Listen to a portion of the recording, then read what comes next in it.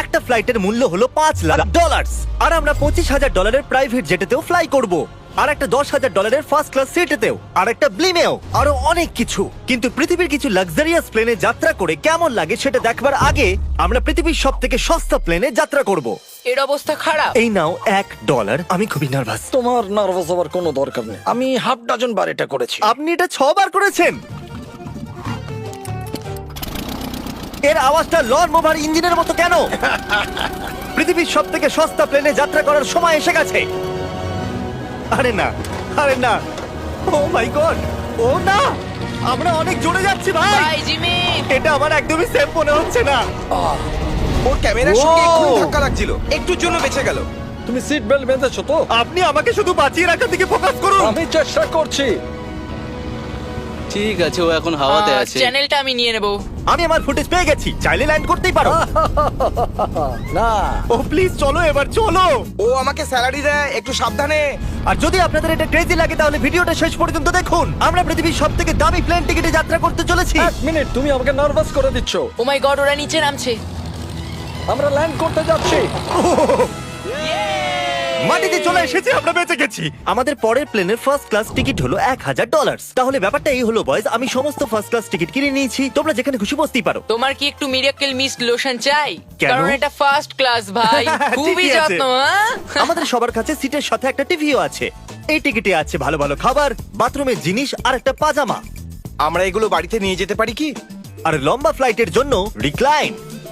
এটা নিচে নেমে একটা বেডের মতো হওয়া উচিত। মনে হচ্ছে যেন কবরে আছি, বেশ ভালো হ্যাঁ, লাগলো। এটা সত্যি দারুণ। আর সব থেকে ভালো কথা, এই $1,000 টিকিটের সব থেকে বেস্ট পার্ট হলো আমাকে নোলানের সঙ্গে কথা বলতে হবে না।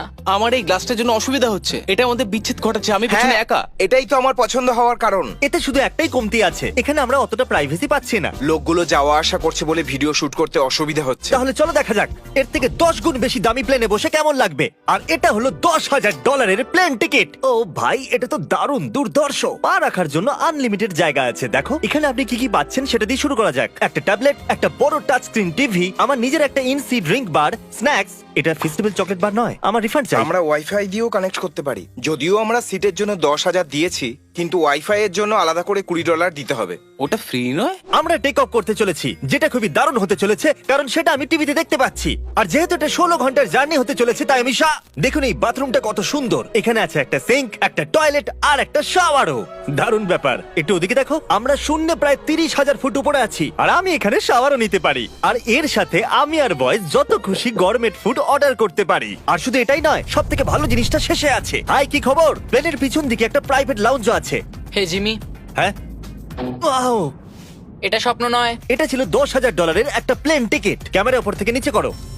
আর এবার আমি আছি $25,000 প্লেন টিকিটে, যেটা এই সিঁড়ি দিয়ে উঠলেই পাওয়া যাবে। ঠিক বলেছো, এখানে ফ্লোর আছে। এটা দারুণ ব্যাপার না? এটা খুবই ক্রেজি। আমরা অন্য লোকেদের ওপরে বসতে চলেছি। ও মাই গড, এটা হলো আপনার রুম। $25,000 আমরা দুটো বড় রুম পাচ্ছি। ও, এটা তো খুব দারুণ। আমি এর আগে এরকম দেখিনি। আরে বাপরে। আগের প্লেনের তুলনায় আমরা এখানে 4 গুণ বেশি জায়গা পেয়েছি। আমি এরকম প্লেন আগে কখনো দেখিনি যেখানে আমি জাম্পিং জ্যাক করতে পারি। এই দেখো, আমরা পাচ্ছি দুটো চেয়ার্স আর অনেকগুলো টিভি। এই একটা ঘরে এতগুলো টিভি আছে, যেটা আগে সবকটা প্লেন মিলিয়েও ছিল না। একজন পার্সোনাল ফ্লাইট অ্যাটেন্ডেন্ট খাবার সার্ভ করে। এরকমটা কেন? একটা বিশেষ প্রাইস পয়েন্টের পরে ওরা সবসময় ক্যাভিয়ার দেয়। আর একটা বাথরুমও। বলছি, কিছু বলতে পারি? এই বাথরুমটা আমাকে হতাশ করলো। এখানে কোনো শাওয়ার নেই, হিটেড ফ্লোরসও নেই, আর সাইজও অর্ধেক। আমার মনে হচ্ছে $10,000 ফ্লাইটটা বেশি ভালো ছিল। তোমরা কি একটা ফ্লাইটের জন্য এত টাকা খরচ করবে? আমি এটার পরামর্শ দেব না। আমি তো বলবো একটা গাড়ি এর নিয়ে নাও। বদলে গাড়ি নিয়ে আর নাও। এটা হলো রুমের সবথেকে বেস্ট পার্ট, একটা queen size bed.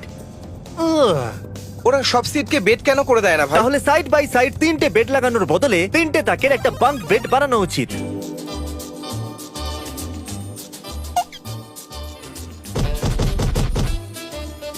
Good morning. ঘুম তো খুব সুন্দর হয়েছে। কাল উঠে পড়ো, আমরা ল্যান্ড করতে চলেছি। আমি একটা পাথরের মতো ঘুমিয়েছি। এটা ছিল পৃথিবীর সব থেকে দামি কমার্শিয়াল ফ্লাইট। এবার সময় এসেছে প্রাইভেট ফ্লাইটের। তাহলে এটা হলো $1,00,000 প্লেন। এটা অনেকটা বড়। এই প্রাইস পয়েন্টে আমরা পাচ্ছি একটা পুরো প্লেন। Private, private, private. ভাই, এটা তো ইয়টের মতো। এটা তো অসাধারণ। এটা তো সত্যি অসাধারণ। তুমি একটা ক্রেজি জিনিস জানতে চাও? এখানে একটা নয়, এমন 4টে রুম আছে। এখানে লাউঞ্জ এরিয়াও আছে। ভাবলাম এটুকুই থাকবে। গাইজ, একটু এদিকে এসো। এটা কোন ঘর? এটা লিটারালি একটা লাউঞ্জ এরিয়া, যেখানে অনেক স্ন্যাক্স আর একটা বড় টিভি আছে। আর যদি ক্লান্ত হয়ে পড়ো তাহলে একটা প্রাইভেট বেডরুমও পাওয়া যাবে। ডুড কি Woo! এটা একদম হোটেলের মতো। আর সবার শেষে আছে একটা বাথরুম। তারিক, এখন তুমি তোমার মুখটা বন্ধ রাখো। চুপ করো। এটা দারুণ। বাথরুমে এখানে একটা সিটও আছে। তুমি কখনো এর থেকে অর্ধেক সাইজের জেট দেখেছো? না। কোনোদিন তাহলে না। আমরা আমাদের প্রাইভেট জেটেতে আছি, কি কথা বলা উচিত? হ্যাঁ, আমি বলছি আমি আগের বছর বেঁচেছিলাম স্মিটারিজ অ্যাকাউন্ট। Oh God! এই দাঁড়াও, আমার মনে হচ্ছে আমি পেছনের দিকে সাবধানে। যাচ্ছি। ও গোপ্রো! বুঝতেই পারিনি আমরা টেক অফ না, করছি। আমার ক্যামেরা! দাঁড়াও! এটা একটা পাগলামি।